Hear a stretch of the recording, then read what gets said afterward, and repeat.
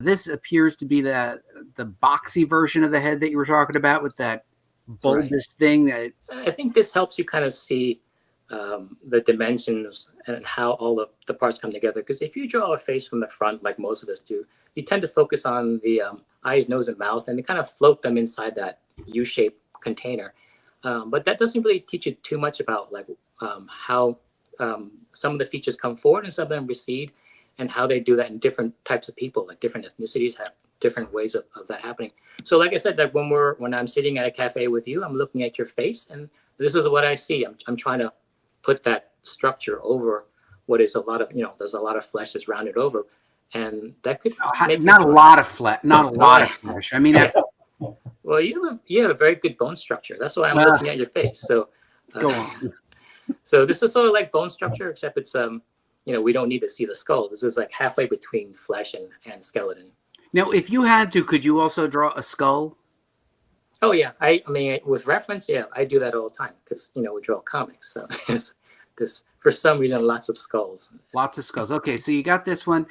Tell me what are we looking at here? Okay, Sean? So this is well, you know what this is, right? Because I've seen you work in the garage. This is a utility knife blade, right? And basically what it is, it's a trapezoid. And the reason I didn't draw a trapezoid, because when you turn a trapezoid in space, you don't really see it turning. It's just basically, two-dimensional lines. So this is just a good way to just see that an important part of drawing the face is being able to conceive of this trapezoid, but tilted and also turned in perspective. In that drawing of the head, the boxy one, the space between the eyes, you can kind of see a trapezoid there, right? The brow ridge. And also, more importantly, from the bridge of the nose down to the corners of the eye, there's a trapezoid inside the nose, right there. That helps you locate the eyes in relationship to the nose. Look at that, Mike. Also, you see in the bottom of the nose, there's a trapezoid. Yeah. And then from the below the nose to the mouth, that's basically like that mustache shape is a trapezoid. And then, of course, the soul patch shadow there is basically a trapezoid. But these are all trapezoids in perspective, tilting forward or back. And Mike, Google trapezoid. So in order for you to understand how the trapezoid distorts, Sean, you're showing here that distortion that you would get if you were forcing the perspective, right?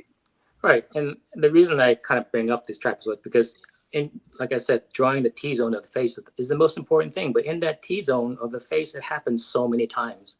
I notice I'm constantly tipping trapezoids in space and perspective that helps me locate all the features. So it's one thing to kind of keep in mind when you're looking at someone's face, like Buddy's beautiful face at a cafe. Try to find the trapezoids in his face, and then just see what attitude they're in and how they can change in space as the head turns and moves up and down. Damn, Mike, this guy's impressive. Yeah. Now, did you figure all this out on your own, Sean, or did someone like point this out and say, "Hey, look for the trapezoids," or look for the?